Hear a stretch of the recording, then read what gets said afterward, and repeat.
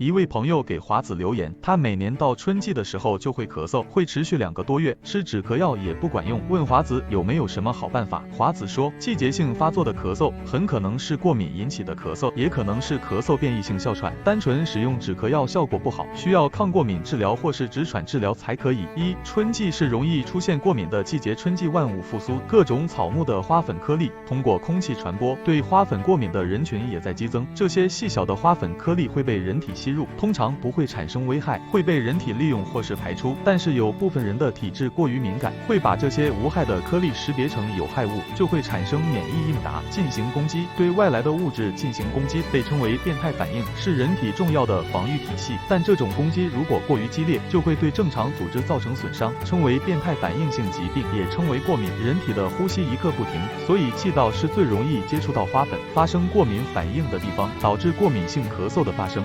治疗之前要做好诊断过敏导致的慢性咳嗽，常见的有2种疾病，一种是过敏性咳嗽，一种是由过敏诱发的咳嗽变异性哮喘。2种咳嗽表现都是慢性咳嗽，咳嗽时间超过8周，但不伴有发热，也没有脓性的鼻涕和痰液等感染症状，需要到医院呼吸科通过相应的检查，如支气管激发试验、肺通气功能检查等进行区分，以进行针对性的治疗。对于过敏性咳嗽，要避免继续接触过敏源，可以使用镇咳药与抗过敏药物进行治疗。咳嗽较重者，可以在医生指导下吸入糖皮质激素进行治疗，以减轻气道炎症反应。对于咳嗽变异性哮喘，其本质是哮喘，使用镇咳药效果不好，在避免接触过敏源的基础上进行抗哮喘治疗才可以，需要在医生指导下吸入长效糖皮质激素、贝塔2受体激动剂、支气管扩张剂等药物进行治疗。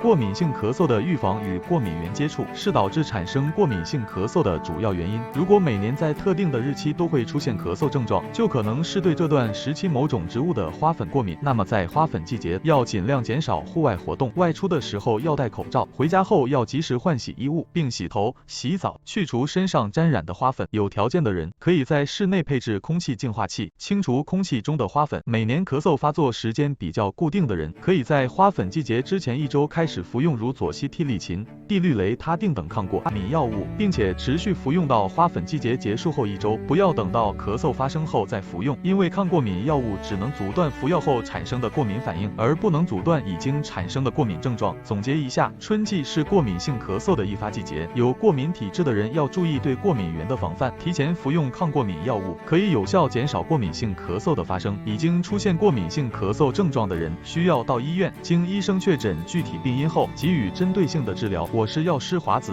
欢迎关注我，分享更多健康知识。